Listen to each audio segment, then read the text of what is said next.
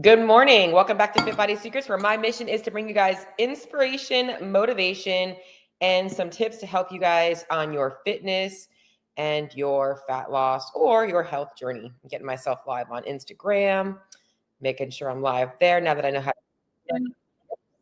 I am live. We are good to go. Happy Tuesday, guys. It is feeling very much like fall.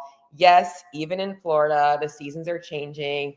And I got some good things coming up for you guys in the future, especially if you are not living in Florida, where we are very blessed to be able to have access to sunshine year round and we can actually walk year round. I'm actually going to talk next week about what really causes holiday weight gain, and I don't think it's the food. But there are some things that are going to be coming down the pipeline for you guys to jump in on. I'm going to be doing a 90-day, 12-week-ish. Well, it's going to run from November 1st until January 31st, a calorie challenge. Keep you guys accountable to keeping your cardio up in the wintertime. And I'm going to talk more about that next week. But today's topic I want to get into is I want to help you guys understand how to set your calorie and your macronutrients for your specific goals. Whether you are looking to dial in for fat loss, whether you are looking at optimizing for health and performance, or you have more performance-based athletic goals that you are looking to dial things in on. And I want to start by talking about when this should be coming into play. I think that it's really easy for a lot of people to jump right into calories and macros, and that often leads to overwhelm. They get kind of burned out and they don't really stick to it. I think there are some foundational things that need to be addressed before we jump into calories and macros to ensure that you are going to be successful with it. And I want to start by kind of talking about those things. And you can hopefully, as you're listening to this episode, kind of check the boxes in your head of like, yep, I'm doing that, I'm doing that, I'm doing that. And the first one is just understanding what calories and macros are, right? So calories are a unit of energy. That's what gives our body energy to power through our day. Our macronutrients are the nutrients that our body needs the most of. That's why they're called the macronutrients. So protein is what helps immune function, building muscle tissue, hair, skin, and nails, keeping your bones healthy, a lot of those types of things, cell turnover and health. Carbohydrates are what primarily give your body energy. That's our body's main source of energy, but also provide our body with a lot of micronutrients. So a lot of our micronutrient-rich foods are also high in carbohydrates, fruits and vegetables, whole grains. And then fats also high in micronutrients, but also important for cell protection and hormone function. And each of our macronutrients is going to have calories allotted for them. So your protein has 4 calories per gram. Your carbohydrates have 4 calories per gram, and your fats have 9 calories per gram. So hopefully some of this stuff is a review for you. And if it's not, I just want to put a plug out there. I do have a guide that I'm going to be giving anybody that wants it. There's going to be a link in the show notes, and I will walk you through all of this stuff so you don't have to think about, wait, what do I have to remember about all this stuff? Hopefully this is just a little bit of a review for you to understand. But when you understand that, you realize that macronutrients are actually a little bit more important than just overall calories, because it's kind of like, well, you can be spending money, but are you spending money on the right things? Same thing. You can be eating calories, but are you eating your calories from the right things? You want to make sure that you are getting the right foods in place. And so the second piece of this is knowing what good food quality looks like. And I'm not talking about organic versus non-organic, or, like minimally processed versus that. I'm talking about actually getting nutrient dense foods, making sure that you're getting enough food that isn't just macro based. So I can have white rice give me carbohydrates, but I might get more micronutrients if I'm getting in like some whole grains or some potatoes. So knowing what that looks like. And then obviously having a little bit of an understanding about food portions, whether you've been following more of a plate method and you're balancing your plate with protein, carbs, and fats, or you're using a system like you're tracking your food and you're just comfortable with tracking your food, which is going to be the next thing, which is before jumping into calories and macros, you got to get comfortable using an app that you've never used before, whether it's MyFitnessPal or Macros First or Macro Factor or whatever it is you're using. You got to get comfortable using the platform. And so before jumping into like all the other things, like those are some of the things that you want to think about as like prerequisites for this. But once you have all that stuff done, you likely have also made a lot of changes to your nutrition, and that you're doing the things to keep yourself healthy, right? You're eating balanced meals, but you don't know if you're eating the right amounts of them. You're definitely being accountable to, obviously, hopefully eating more at home, not eating all of your meals cooked out. And all of that stuff kind of runs into like the prerequisites for this. But once you get that stuff dialed in, it is time to take the next step and actually look at your food quantities to make sure that you are getting enough. And if you're looking to optimize for fat loss or performance, this is the ticket. This is the magic button. This is exactly what you need to dial things in. There's no guesswork. If you're doing the right things with keeping tabs of your food, this is really going to take you to the next level. Now, a couple of things that people do wrong with this before I kind of get into this is they tend to really focus so much on numbers. And it's why I like to have all those prerequisites laid out first with like foods and stuff like that. And they get really meticulous with things. And I promise you, your body is not, you have a lot more leeway than you realize with your macronutrients, okay? You don't have to be obsessive with this. It should not be obsessive. It should more so be about awareness. And you should not always be tracking with the goal of eating less always at mind. We have to understand that optimizing macronutrients is important, not just for losing fat, but also maintaining it, which means you also want to understand how to optimize for health and hormones, and optimize by getting your metabolism living on as many calories as possible to be able to optimally fuel your day and not just always be living in restriction. When you're living in poverty calories, your body will respond and it won't spend as many calories. And that's when we start to have a lot of problems metabolically with hormones and stuff like that. So you want to make sure that you're optimizing not just with fat loss in mind. And I do see a comment over here, and it is Judy Reed. What is up, my lady? I hope you are doing well. It's been a while since I've talked to you. I wasn't sure if it was going to be you or Holly. I figured it was going to be one of you guys.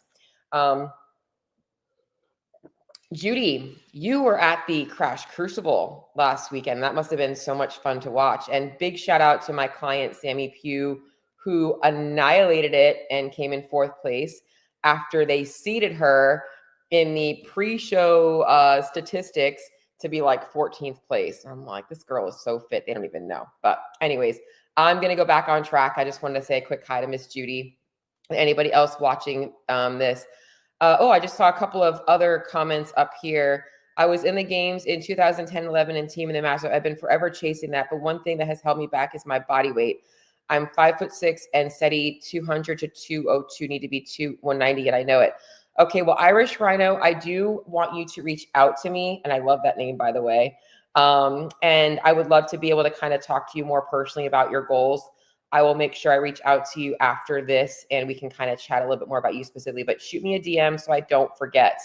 But let's go ahead and roll into this, guys, so you guys understand exactly what we're doing. Okay, so I already mentioned that you want to understand that your macronutrients are what make up your calories. And I'm going to rewind this again and say protein, 1 gram of protein has 4 calories per gram. 1 gram of carbs has 4 calories per gram. And then 1 gram of fat has 9 calories. So if I have 100 calories from carbs or protein, I've eaten 400 calories from either of those things. If I have 100 grams of fats, I've had 900 calories from that. So you can kind of understand how that works in play with your macronutrients. And then before we actually get into optimizing, I want you guys to know what we're going to be looking for in terms of how to adjust, because when it comes to optimally figuring out your calories and macros, this is not just an online calculation. That's the starting place. It's kind of like if you're a CrossFitter, it's kind of like, oh, see, Holly's on. I said it was going to be you or Holly when I was talking about Judy. So, hey, Holly. Anyways, it's kind of like a CrossFitter. You go into the gym and you see the workout of the day is RX, right? But everybody in the class might be doing a modified version or scaled version of that workout that's going to help them get the most out of it. It's the same thing with an online calculation. Those are great baselines to start with, but we want to be able to adjust. So you need to be able to look at a couple of things that you're going to be wanting to watch along the way as you are optimizing your calories and your macronutrients for fat loss or performance or health or hormones or whatever it is. And so one of the things you obviously are going to want to track is your weight. When you guys are tracking your weight, you want to make sure that you are tracking your weight daily. Your daily weights are going to fluctuate, and what you're looking to get is your weekly averages. Your weekly averages are also going to fluctuate. And in a fat loss phase, we should be seeing them fluctuate trend in which direction. We should be seeing our weekly averages trend down. In maintenance, if we're looking to optimize for maintenance or performance, we want to be seeing that our weekly averages are staying about the same and we're still increasing our calories. The other thing to note about this, if you are a female, is also watching monthly trends. Okay, what happens to your weight around ovulation and menstruation? You want to watch those weight spikes as well. Normally, my females can see anywhere from a 1 to an 8-pound spike around their hormones, depending on changes in their estrogen and their progesterone levels. The larger spikes are normally red flags to me that we need to optimize something hormonally. Those women often also experience really rough periods, a lot of inflammation, a lot of cramps, a lot of bloating, very heavy bleeding. I don't want to get into a whole topic about the menstrual cycle, but I could totally do another episode on that. But we want to make sure that we're looking at those trends as well. And I look at that. So even when I have clients that are hitting plateaus, I look back at their previous month and see what their weight spikes were like last month. So I can kind of see, okay, is this a plateau or is this a hormonal spike? I actually feel like I know where my clients are on their cycle before they even know. Like, I'm like, are you ovulating? Like, it sounds crazy that I can kind of like pretty much like guess when that's going to happen. But you want to be watching your weekly fluctuations. You have to be honestly, this is important, you have to have a healthy relationship with the scale. Like, if you truly want to be able to optimize your body composition, lose body fat, you got to stop getting so conditioned to like be reactive to the day-to-day fluctuations. In fact, this morning I got on the scale and my scale was up 3 pounds, and I've had the worst headache since Sunday. And all I know is that's probably a sign that something is not right hormonally for me right now. So I'm not being reactive to it. I'm not changing my nutrition. I'm not changing my training. I'm just letting it be what it is, and I'm moving on. Okay, so you need to get to the place where you can do the same thing, which isn't always easy. The other thing that you want to track, and this is really important because, again, it's kind of hard to talk about because we are all so conditioned to be detached from our own intuition, but we want to be tracking our biofeedback. Biofeedback is your energy throughout the day, your sleep quality and quantity, your mental focus and clarity, your energy throughout the day, how your workouts are feeling, your recovery, your mood, your motivation, your appetite, how much you're thinking about food. All of that kinds of stuff is important for you to be tracking and really looking at how changes in your nutrition are changing changes in your biofeedback. So we want to always make sure of all of that kinds of stuff. And Judy, I will touch on that. Is it hard to track trends when someone is going through perimenopause and having very irregular cycles? Not at all, because I still, Judy, we can definitely talk a little bit more about you specifically. I still can kind of gauge based on a client's compliance when their weight spikes are more hormonal versus when they're actually, this person's having a trend based on their other feedback, which is why all of this stuff is important too. So like looking at, okay, if your weight is up and you also are noticing that maybe your cravings are up and your energy's down and maybe you're a week late for your period or you're supposed to be getting your period and you're not, like those are signs that there's probably something more underlying going on. And you guys have to really trust, going back to the foundation, that I am doing all of the things in my nutrition. Like I'm checking the boxes, I'm weighing and tracking my food, I'm hitting the gym, I'm hitting my steps. So it can't possibly be that I'm gaining weight. That's what you have to look at the logic of, like, this can't possibly be a weight gain because I'm doing all of the things. Okay. So you want to be tracking your feedback. And again, like the best way to do this is just to kind of like do like a daily audit. Like I have a spreadsheet I would gladly send anybody for free, where you guys can just track your weights and you can track your feedback, and just kind of get a good gauge of things, because you want to be making sure that as you're optimizing, you know how to address that stuff. So that's the stuff that you want to be doing as a preliminary, because if you're going to be looking at optimizing, we have to know what we're looking for when we're making adjustments. Okay. So, and I'm getting really into this, guys. I'm not gatekeeping anything here, because my goal is not, if I can help you guys without you ever working with me, great. But I know that what I do is a lot more in depth, and I help you guys work through this stuff. So, but I hope that all of this is helpful for you guys. And this is probably something that you never actually thought about, because a lot of times when people talk about optimizing calories and macros for fat loss or maintenance, it's give me a calculation and let me follow it. And you're not a robot. Your body's not a robot. Like, there's a lot of factors. In fact, it's not just eating and training, right? Like, eating and training is great, but like, you train for an hour a day and you've got the other 23 hours of dealing with all of the other bullshit in life, right? That stuff is going to impact everything. So we have to look at that, along with, we're going to talk more about other things that impact your energy needs going into this now. Okay. So now that I've laid the prerequisites, right? We know we have to be covering, we know what we're looking to track. Now let's talk about actually figuring out how much you should be eating to reach your goals or to optimize for fat loss or performance. The first thing that we need to understand is your total daily energy expenditure. And there's a ton of different online calculators out there. Please do not look for a calculator to set your fat loss goals or your macros for fat loss. Literally look up TDEE, okay? And look up TDEE calculations using the Mifflin-St. Jeor equation, okay? That is going to be the most accurate one.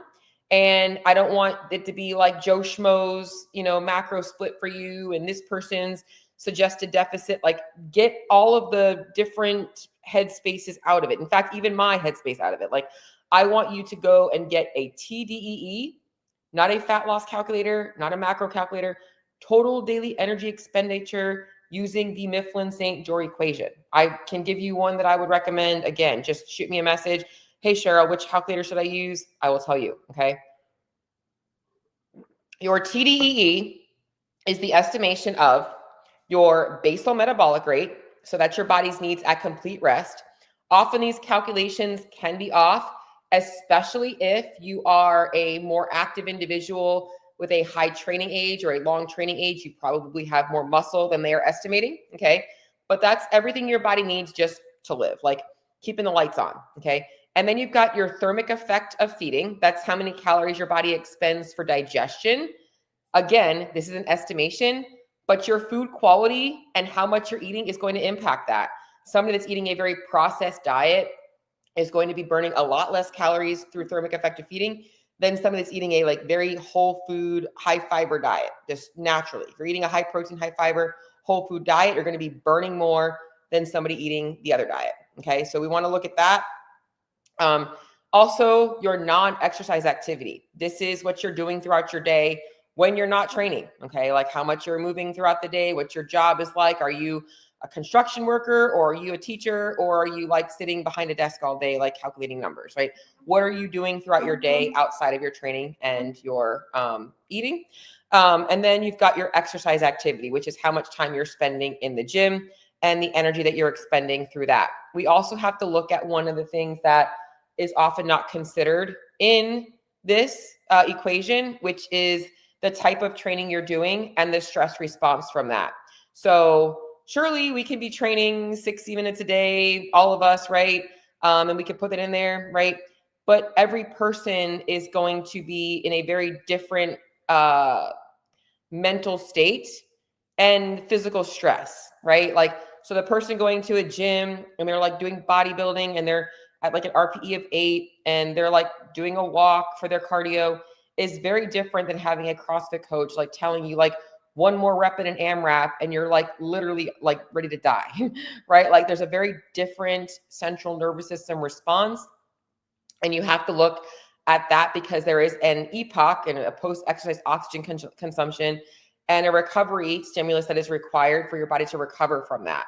So it's also going to impact things. And that's why this TDEE is, again, just like that RX in the workout, it is the baseline. It is going to be adjusted, but we want to know where that's at. Okay, so let's just say the TDEE it gives you is 2,200 calories, right? Going back to macros, now you have 2,200 calories to work with, all right?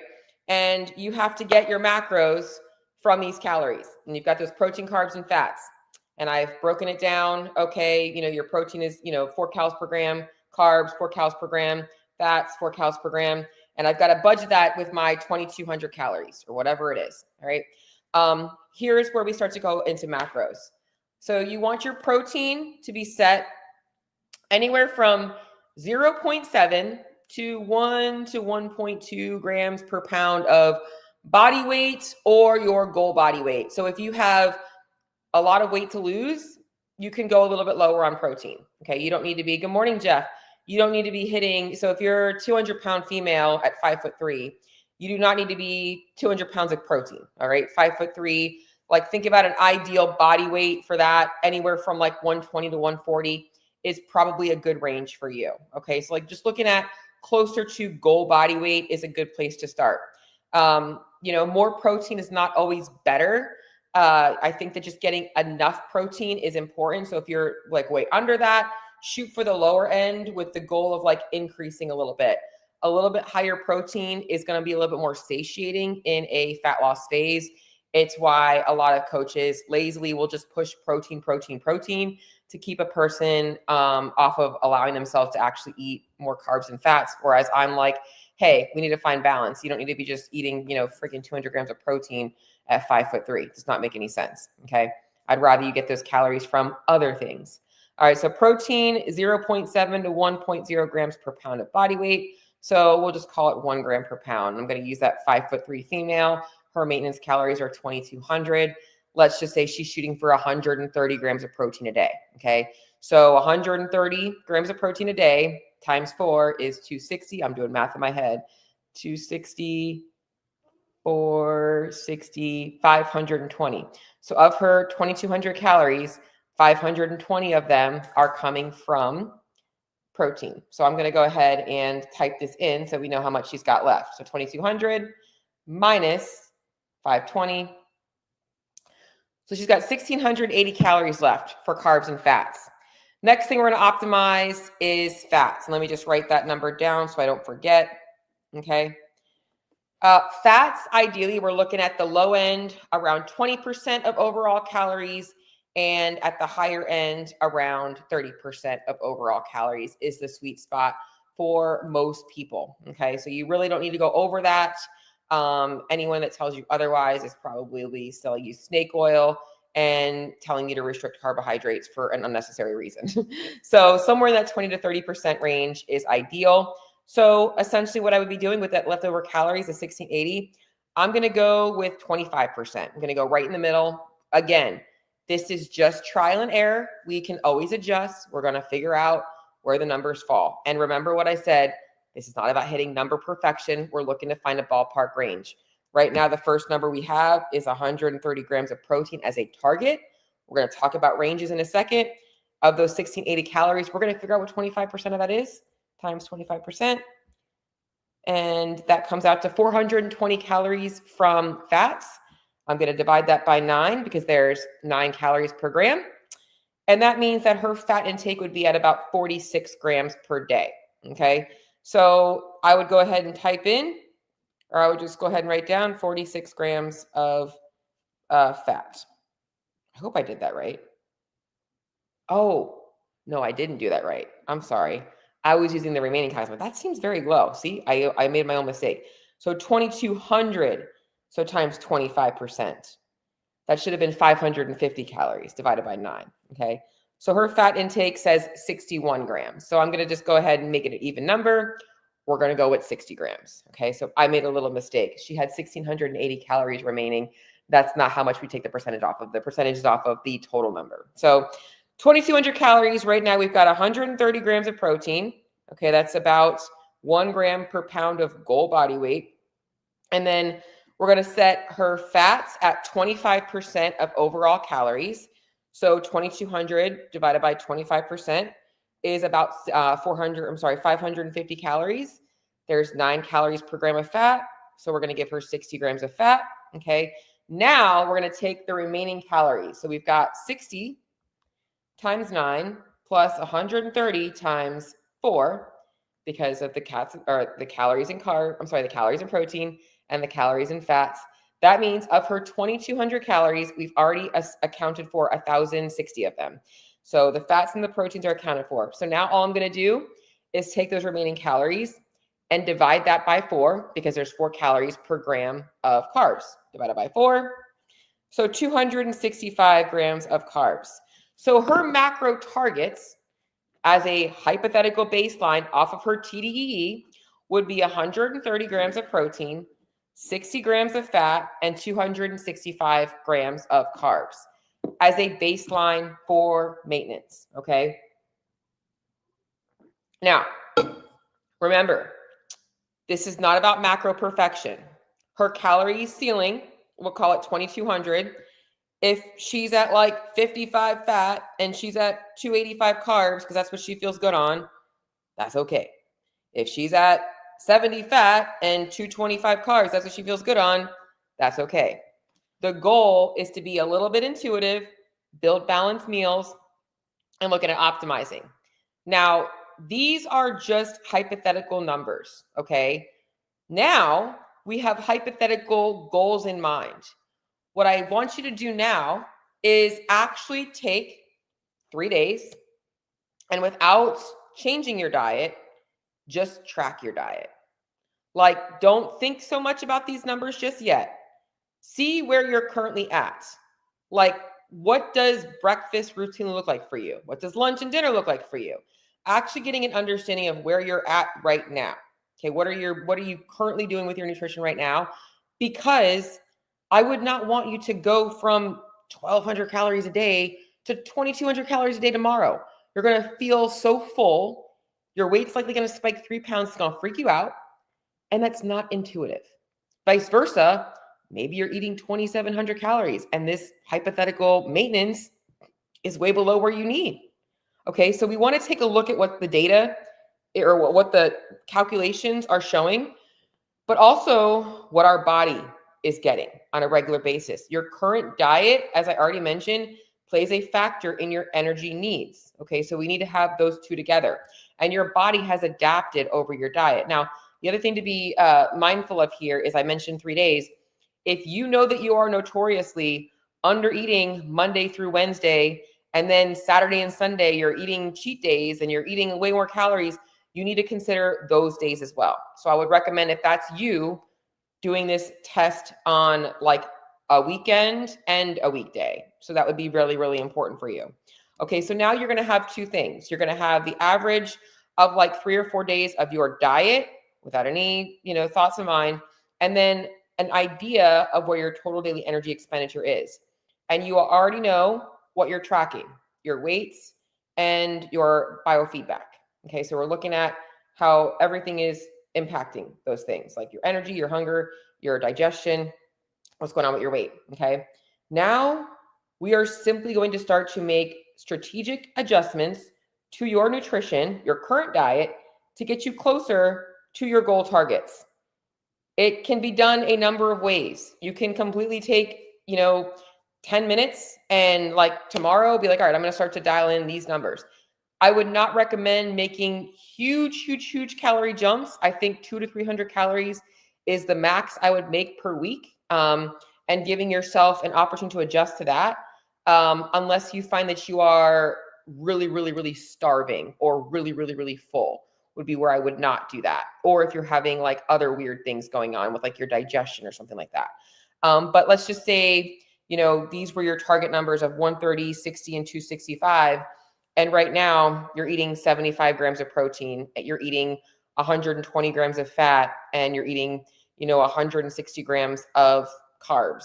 I would probably start to just increase your protein and focus on that and decreasing your fat. So looking at where all of your higher fat foods are and starting to kind of work them down. Now, as I mentioned, the prerequisites here, if you have that foundation already laid, a lot of this stuff is a lot easier because you're usually not that far off in swings one way or the other. It's usually just either pulling back a little bit on certain portions or increasing a little bit at certain meals of like protein. So that's truly how you start to make adjustments. So now what you're looking for, okay? what I've spoken about so far is optimizing at maintenance. Now, just because you got to the 2,200 calories doesn't mean that that's your calorie ceiling. Okay. So, what I really encourage you to do is to keep pushing that number while ensuring, and this is even if your goals are fat loss, keep pushing that number and testing. Can I eat a little bit more? Can I eat a little bit more? Because if you can give yourself a higher calorie ceiling, it's going to make it so much easier for you to lose body fat. You're going to be able to have a bigger. It's kind of like going on vacation with more money, right? It's a lot more enjoyable when you don't have to be stingy with your money. Okay, so if you can keep pushing that up and your weight staying the same, do not be in a rush to go right into fat loss. You can go into fat loss, but it's actually going to be more beneficial for you to like take, even if it's 4 weeks of like, let me just optimize first. You're going to feel a lot better. You might think that your calorie maintenance was 2,200, but maybe it's 2,600.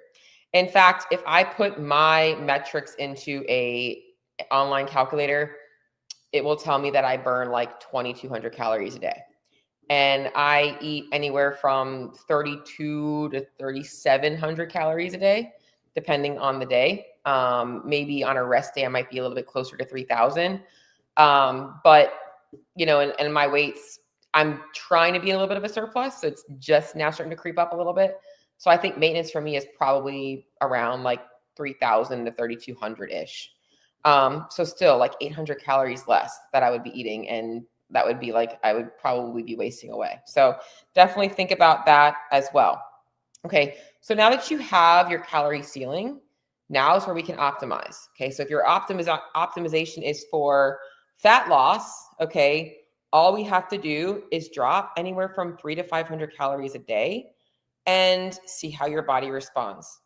And if you're somebody who maybe your calorie ceiling isn't very high, so you're doing this and you're like, man, my calorie ceiling is only like 1,900. Maybe rather than dropping calories, it might mean doing more non-exercise activity, which will end up being exercise activity. So maybe we are doing more low intensity, like walking and some lower intensity cardio just to get a little bit more of a metabolic burn. You know, that's the cool thing about going into fat loss is it doesn't have to always be about eating less. But if your goal is fat loss and you're like, okay, I'm optimizing, no, I'm hitting my 12K steps a day. I'm working out 6 days a week. I got my calorie ceiling and I'm ready to go into a little bit of a cut. Okay. I want you to really look at like taking a 12-week period and like you're dialed in. Like when you're dialing in for fat loss, you can't be half in and half out. It's just going to end up just crushing you. It doesn't mean you have to be perfect every day. I want to make that very clear. Being in fat loss does not mean that you can't go over on your calories. You can still see fat loss if you go over on your calories a couple of days, but you have to be committed to, all right, I'm doing this the right way. I'm committed to it for at least 12 weeks. I'm going to see this through. Okay. You're simply going to adjust by dropping 300 to 500 calories. So let's just say hypothetically, you know, your maintenance calories were this, you know, 2,200. We're looking at 130 protein, 60 fats, and 265 carbs. You get to decide, where do you want to pull back on calories from? You never pull back on protein, okay? And I will tell you this, you are going to be more successful pulling back fats for the majority of people than pulling back carbs, because carbs are your body's preferred source of energy. So your energy output will stay up higher if you keep those up.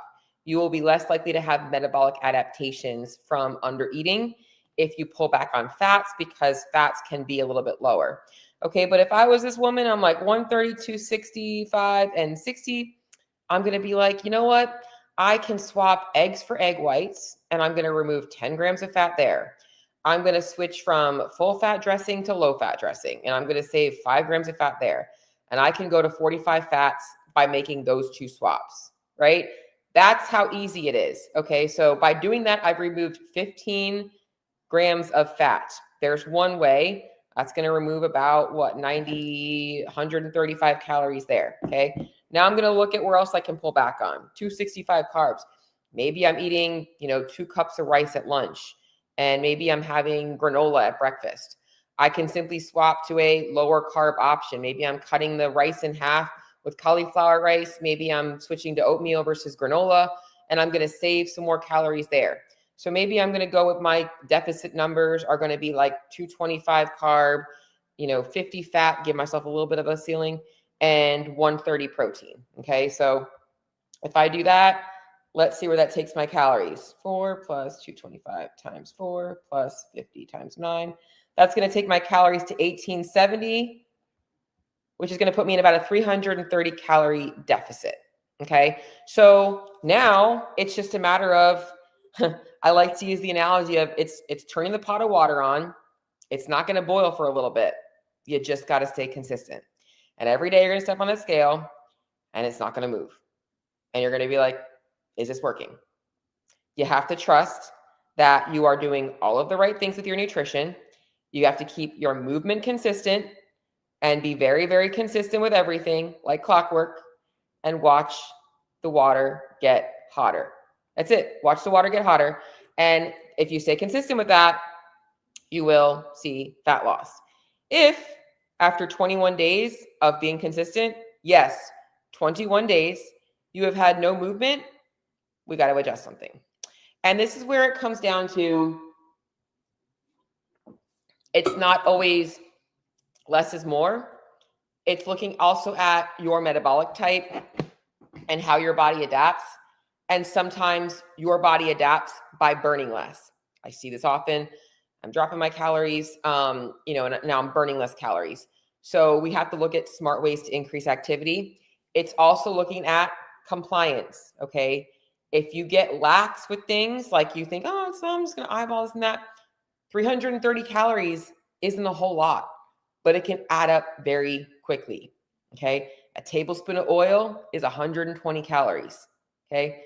3 tablespoons of oil a day, and you are already out of your calorie deficit, okay? A handful of, nuts is 120 calories, okay? You forget to log your tablespoon of oil, or your husband cooked and you didn't log the oil, and then you had a handful of nuts, and then maybe you had a bite of your kid's mac and cheese, right? Your calorie deficit, gone. And this is where it's like, this is not about being meticulous. It's not about being like precise.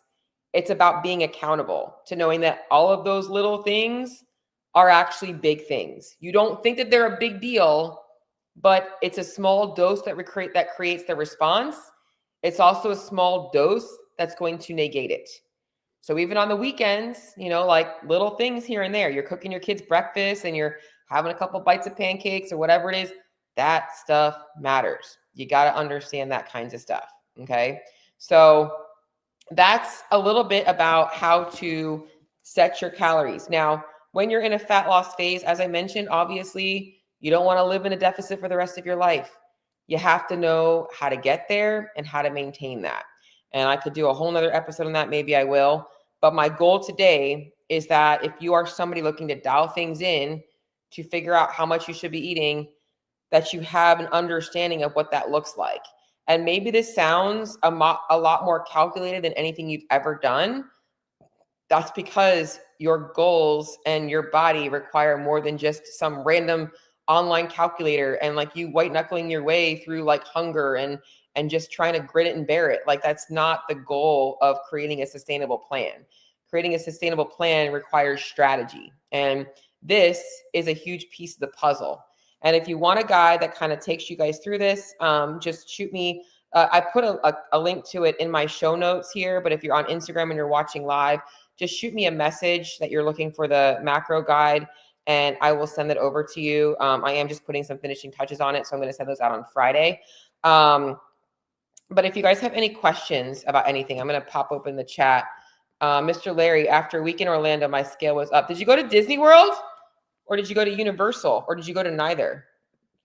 Just going to kind of look at the comments. No questions or comments. Does anybody have any questions or comments about this topic? The main thing here is like, you guys cannot just continue to like look online for these like online calculations and not know any way of how to apply them to you. You really want to truly understand your body and what it needs, all of it. So you did everything. Did you go to Halloween Horror Nights, Larry?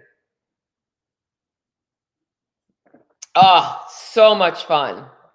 I heard it was awesome. I did not go yet this year. I'm considering going. My brother lives in Altamont Springs, which is just a little bit north of Orlando, and I'm going there next weekend for his Halloween/birthday party thing. And I'm considering going the night before and hitting Halloween Horror Nights and then staying for his birthday. But just to be honest, the lines are what get me. And it's so expensive to buy the whole like fast pass whatnot thing, but that's definitely totally worth it. Just looking to see if anybody else has any questions or anything regarding this topic before I sign off here. Always looking to just chit chat with you guys too, though.